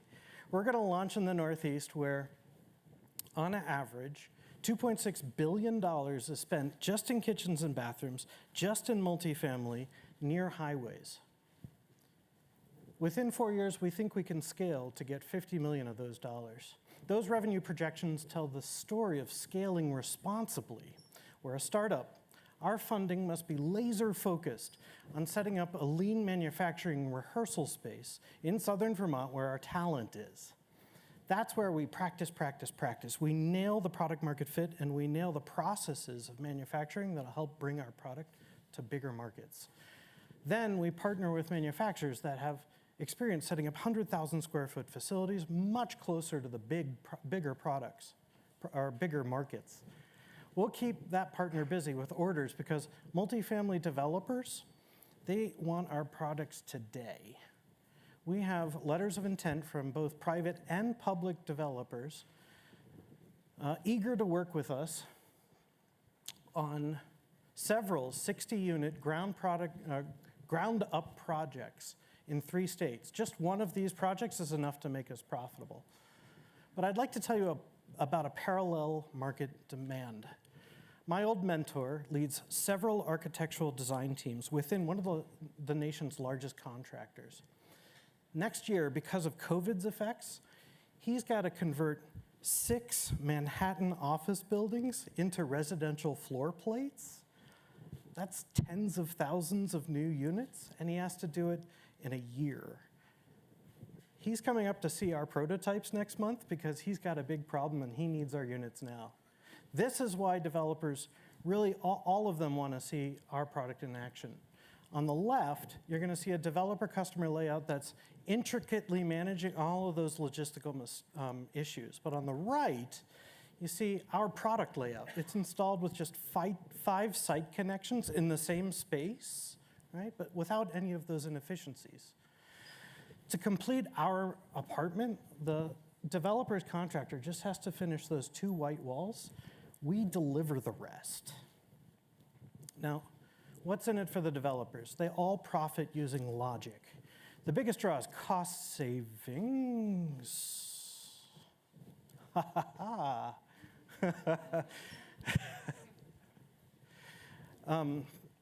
The biggest draw is the cost savings. They can save $1 million on a 60 dwelling unit project. And better yet, you see all that yellow? That's all their complexity and logistical nightmares just sort of outsourced to logic. We figure we can hit a 74% gross profit. So I'm Jason Van Est. I have over 15 years experience designing these buildings and also 5 years experience in the modular for hospitality space where previous NDAs and some non-competes have now expired. My partner, Jim Verzino, has advised scores of startups specializing in operations and entrepreneurial finance. We've attracted advisors that have plenty of experience in the manufacturing space, and we have investors already that understand startups and our customers. Our asks are that there's room in our leadership team for another manufacturing expert, but one who's excited to crack open the prop tech space. Also, we opened our seed funding round to bridge to early profitability, but we're looking for funders to build another bridge. You know, we have the classic problem that everyone wants to be our second customer, so we're looking for that visionary, smaller scale developer who gets value and maybe some equity from joining us. At Logic, we can fix these problems. Please join us. All right. Judges. I would guess you guys have some questions. Sweet. Can you hear me? Yeah. So I guess my first one comes to manufacturing. Where are you? Are you manufacturing now? Do you have partners? There's an enormous amount of capital involved. Tell me where you are on that. Right. So our investors have just shown up this month. We already have the space, 1 or 2. We have to make the final decision. We already have some suppliers already lined up. So we have what we think is about a 3-week problem of bringing our first prototype to market. I'm sorry, to fruition. And we have 6 weeks to do it before. So you have all your drawings. Oh yeah. If you're doing the CNC, I've been doing this for you got years. your software set up. Yeah. That's easy stuff. So let's talk about labor because that's a big one. And our competitive advantage. Yeah, talk a little bit about labor because there's been a lot of wage pressure going on in the last couple of years, and finding skilled labor, or help me understand what level of skill you need to do this, how many you're thinking about hiring for this initial production. Right. So in Vermont, it's actually pretty easy to do the oversight for these modules, right? As a result, our competitive advantage in Vermont is that we can take really low-skill labor and give them trade supervisors. We can start everybody as essentially a journeyman electrician and a journeyman plumber, and then work their way up. So it really just means that we have 1 or 2 tradesmen in our manufacturing facility that cover the bases, and then we can work our way from there. We'll pay better than general contractors and whatnot in the area. Tell me about your training, because assuming you're going to have to train a lot of these journeymen, do you have someone on your team who will do that, and what's the kind of on? Yeah, I mean, yes, I've installed electric panels and done a lot of plumbing myself. But when we scale large enough, we'll be happy to take on skilled trainers. But we're also right halfway between River Valley Tech and the WRCC. We are dying to partner with these facilities, the trade schools in southern Vermont. How about sourcing of materials for these once you get to scale? Right. So the research phase of our, before we became a startup, we were a feasibility study. And the feasibility study really dug into how to supply and leverage supply chains. Some of the best product reps out there have really great tips for us, which is walk the aisles of the big box retailers and figure out which retailers like plumbing fixtures and whatnots are supplying the big boxers, because they're going to have tons of back orders. They're going to have tons of supply they just want to get rid of at or below cost. So a lot of our supply chain is going to leverage that at first. Wow. Yeah. Are you kidding? I needed that time. We had a solid 10 seconds left. That's what happens. Let's see, let's do that first and that. But, whatever. Hey, nice job. Thanks, man. I know. He had 10 seconds left. It was fantastic. We have one more. I can't believe how quickly this has gone. These guys, they're going to double team you this time. We've actually got a couple of guys coming out. This is a company called Plink. You may have heard, they've been around a little bit, and if you saw some of the displays going on here, you may have seen them over there too. Please say hello to Max Luthi and Luke Montgomery Smith. All right. Thank you, Tom. Can I just leave that here? Okay. That's just as a little prop. Good evening, everyone. My name is Maxwell Luthi. I'm a reformed futurist. I used to advise companies like Google and the Dubai government on how to innovate for the future. And I'm Luke Montgomery Smith, a reformed kombucherist. I'm obsessed with great taste, from creating the UK's highest awarded kombucha products to here. We are building a radically sustainable global beverage brand. Think of us as the Ben & Jerry's of hydration, if you will. And we're doing that because we became obsessed over our tiny solution to a massive problem. It's a massive problem. It is a global problem. In over 87 countries, the top 3 sources of plastic pollution in our beaches, in our parks, in our waterways are the 3 biggest beverage companies in the world. And if that pisses you off, wait till you hear that they've held the podium for 5 years running. On top of that, it's absolute madness when we're desperately trying to lower our carbon emissions to can and bottle water and truck it around needlessly. And ours is a beautifully simple solution. Just take a glass of water, drop a Plink in it, and boom, a delicious beverage. And because we aren't shipping water, we use 98% fewer transport emissions and contain 99% less packaging than traditional canned and bottled beverages. So, this is Plink, an effervescent electrolyte drink tablet, lovingly and meticulously crafted for great taste. Nothing artificial, packed with active electrolytes, only 15 calories and 1 gram of sugar. And everything about Plink has been engineered to be fun, from the name, the packaging, the action, the reaction, the flavors. And our launch flavors already have rave reviews online and receive national plaudits, and we made history as the first non-liquid beverage to win BevNet's prestigious New Beverage Showdown. It's the best day of my life. Don't tell my wife. So you might be thinking this is adorable and alarming. These 2 Englishmen, these naive Englishmen, have moved to America and they're trying to turn a shipping tanker, of course. They're going up against big beverage. They're trying to change the behavior of tens of millions of people. Absolutely not. We aren't trying to change behavior. We are harnessing behavior that is already changing.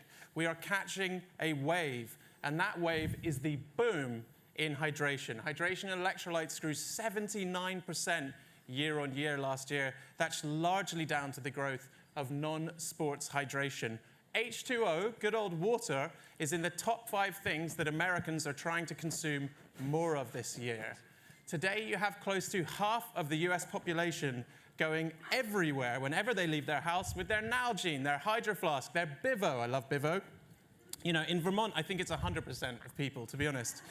And these bottles are just waiting to be plinked, right? This is why we've seen, because of everyday hydration, we're seeing 6 times the growth in powders and tablets than we're seeing in plastic bottled sports drinks.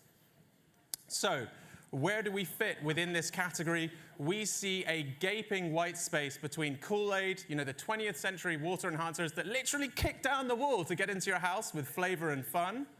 And those super, super medicinal brands like Liquid IV, named after something you literally find in a hospital. And we take the best of both worlds, the fun, the flavor, and the function, and we call this joyful hydration. And it is landing, and we have super fans, and they are active parents in active households sharing it with their kids. And where do they shop? They still shop in stores, in grocery, so that is our current focus. And we're able to generate $1,000 of revenue per store per month with a 69% gross margin. I used to kill for a 30% gross margin, my previous beverage brand.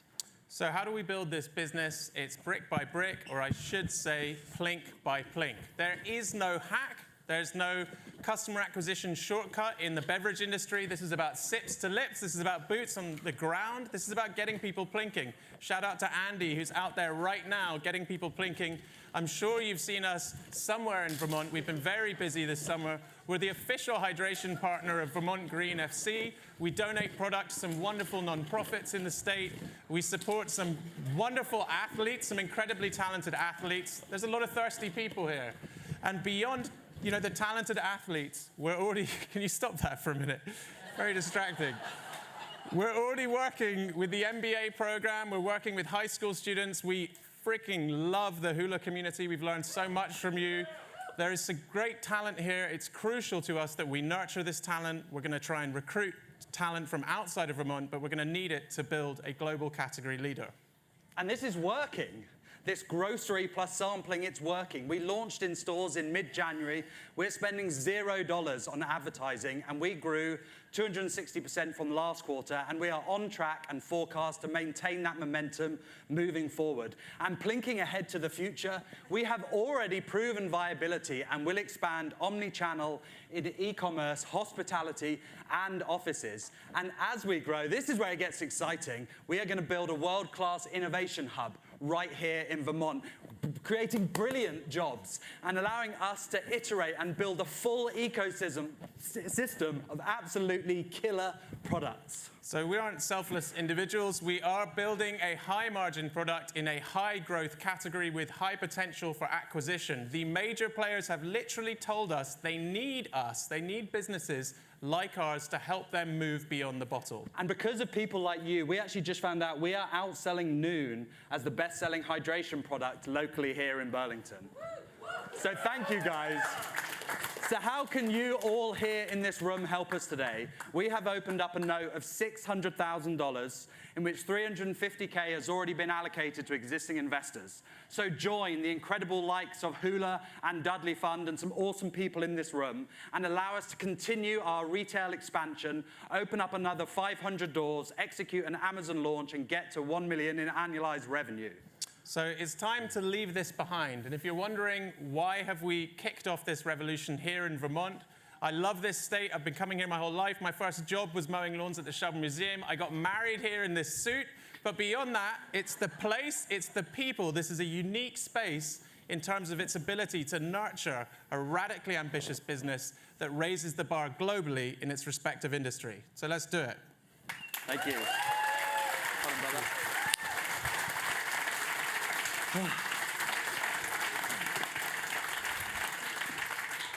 Man, I'm exhausted.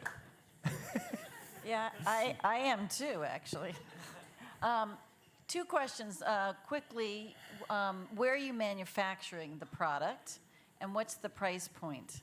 So we are manufacturing currently in Minnesota, just because there aren't current production facilities capable of it in Vermont, and the price point is roughly $1 a plink. So how are you going to protect your IP? I assume you have a brand you're going to build, and then you have a product that tastes good and is going to be accepted. How do you protect someone from coming in and analyzing that and I think the simple, it would be sort of simple to say, you know, no one will try as hard as us on taste, and we'll keep pushing on brand. But that is a point. But, you know, Max and I have, like, innovation in our DNA. Max literally wrote a book called Trend-Driven Innovation, and I've produced world-renowned events and awarded liquid products and powdered products. So you guys created this technology for getting CO2 in the capsule and the taste and the. I did a deep dive into effervescent tablet technology, saw that it was already there. We have a deal with our contract manufacturer over the next 5 years. We co-created a formula that we will get for $1 at the end of our 5-year term. But we will continue to create ownable formulations, but it's not really about that. It's about brand authenticity and message. Thanks. Tell me about your sort of current competitors and how they're sort of stealing your market or trying to compete with you in the marketplace. Yeah, it's a really interesting time. The vast majority of our competitors fall on either end of those spectrums. So there's been this white space. There are a handful of companies going for that middle, that sweet spot. Shout out to an incredible company called Waterdrop from Austria, who've been at it for longer than us, but they're actually going for a slightly more mature audience. It's almost like an essence of flavor. I think what they underestimate about the American market is the importance of fun and flavor. And there's like a little bit of hedonism, dare I say, to the American palate. Like, you guys are the ones who are like, I like my sundae. Could I put bacon in my sundae? You know, I think we have that, and I say that with love. That's why I'm bringing up my family here. Like, so we're bringing that joy and that energy to the category, and we don't see anyone else doing it. I saw you had a few pictures of where you are located, for example, in Vermont. What's your distribution channels look like? Who are you going through from a distributor perspective? So we just signed a statewide deal with Farrell Distributing, who are the premier DSD distributing partner in Vermont. They open up us to do local deals with CVS, with Hannaford, with Target, so that we can start testing for a more nationwide approach at the right time. We're not rushing for those opportunities, but we're currently sold in City Market, Healthy Living, OGE, Ski Rack, and approximately 50 other stores around the state. Cool. Boom. Thank you. Thank you so much. Max, Luke, nice. Very nice. Thanks, Tom. That was fun. Thanks, Thank you, Tom. That was good fun. That was fantastic. Cheers, man. All right. We need your help, everybody. So that's all 8 of them, which is hard to believe. What we'd love to do is we're going to take some time here. We'd love to have you all vote for the Audience Award. So what you want to do is head on over to, what is it, just past the bricks here, I'm assuming, right? Okay. Just haven't been down there. Okay, yeah. And you're going to get a token there, and you can vote for who you want by using that. So if you would go do that, that would be great. The judges are going to work on their award. And a couple of things going on. If you want to grab a drink, of course, Sugar Snap doing their thing. You can try Plink. That would be great. Or Get Up. Try some of that, too. So we'll see you in about 15 or so, okay? Thank you. Hey, everyone. This is it. It's what we've all been waiting for. Very excited, yes.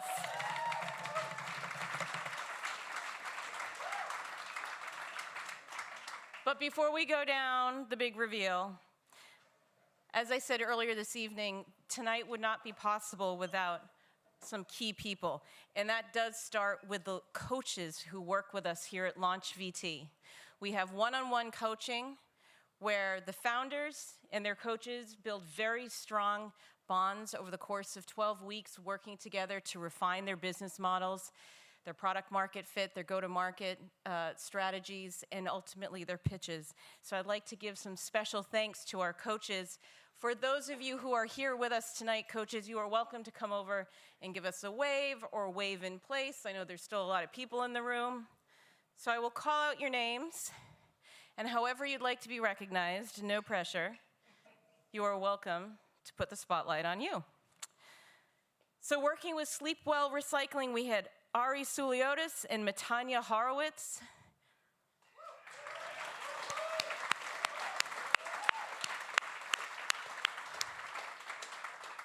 With Jeff Desjarnette at Tacitly, Jeff Chu and Brady Hoffman Where are you two? I've seen you. Hi, guys.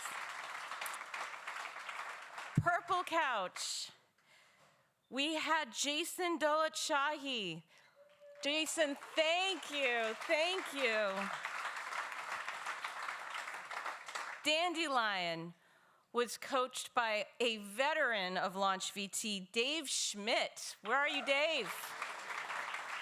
He's here. There, right there. Core 360 worked with Jim Frazier and Vinny Jawartram. Are you guys still here? Yes, no, maybe? Thank you. Dairy Dirt worked with another one of our veteran coaches, Arian Taibumari. He's not here tonight, but hello, Arian, I hope you're tuned in. Logic Building Systems worked with Jim Feinson, a beloved coach here. Hi, Jim. Thank you for everything again. And finally, Plink worked with another veteran coach, Neil Bainton. Neil, if you're still here, thank you for everything.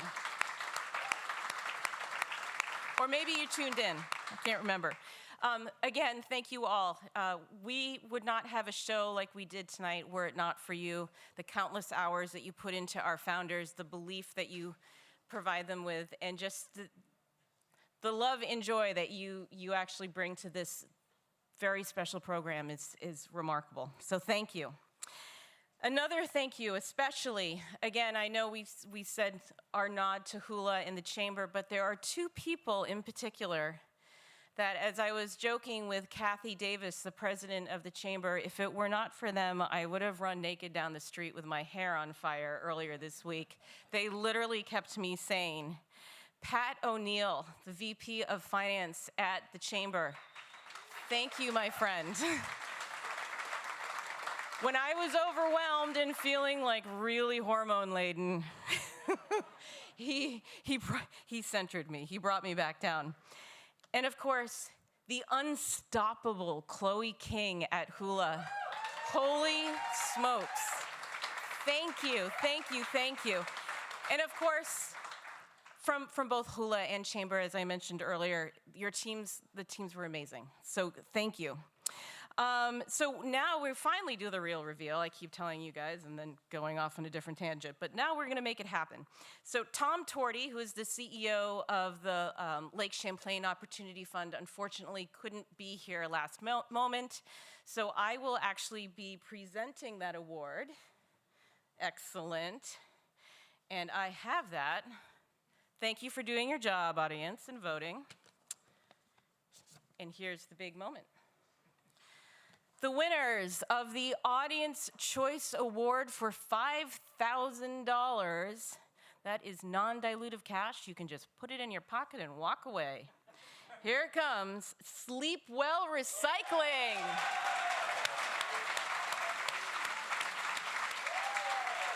Come on up, Josh.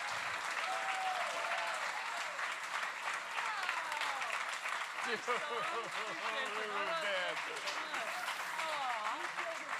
you so much. Appreciate everything. Thank you.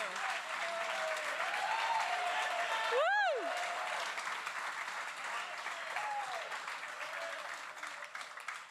Not only is Josh saving the world one mattress at a time, but he does it while singing. So, I mean, if that's not worth $5,000, I don't know what is.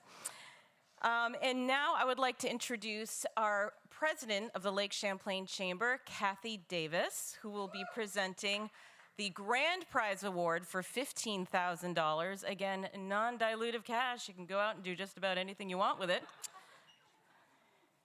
The big reveal.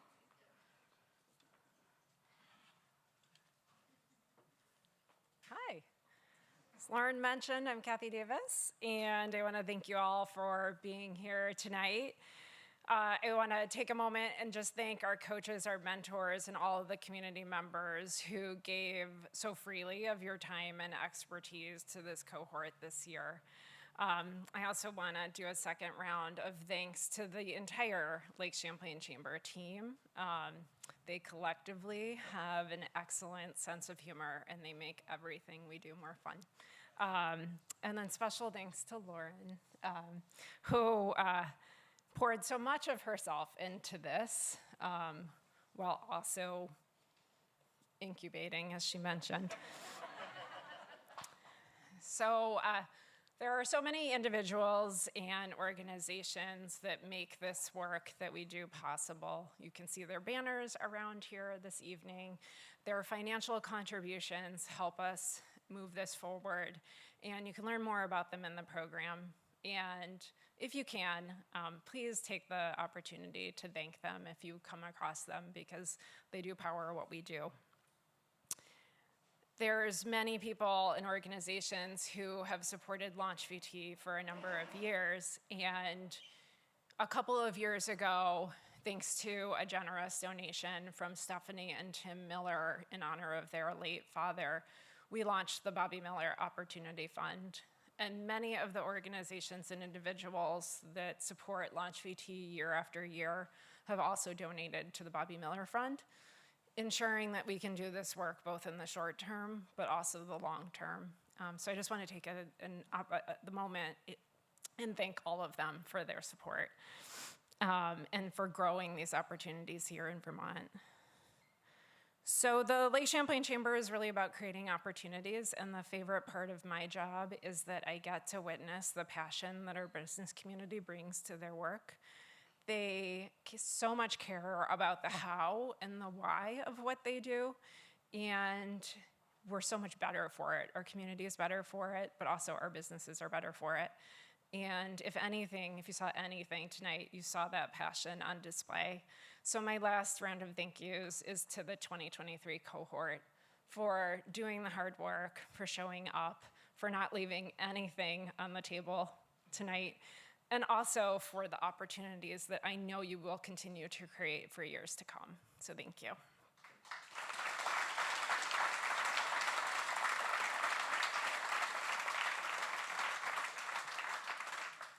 And without further ado, here we go. Our 2023 LaunchVT grand prize of $15,000 goes to Plink.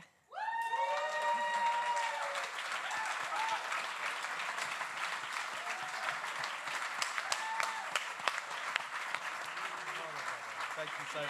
Thank you. Is this why you came to America? This is yeah. Dude, thank you. Thank you so much. Well done. Should we stand in front of Oh, yeah. Fuck yeah.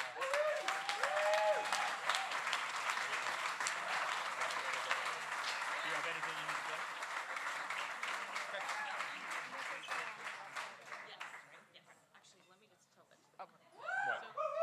Thank you, everyone, and thank you for staying overtime. I just wanted to say one thing on behalf of the judges, how hard it was for them to deliberate this evening, which is why we took a little extra time. So thank you for your patience. Thank you for coming this evening. Thank you to our sponsors, our stakeholders, our coaches. Thank you, Tom, as always, for being the best partner. And cohort, hang behind. We got some pictures to take of you. Thank you, everyone, for coming to Demo Night 2023. Good night.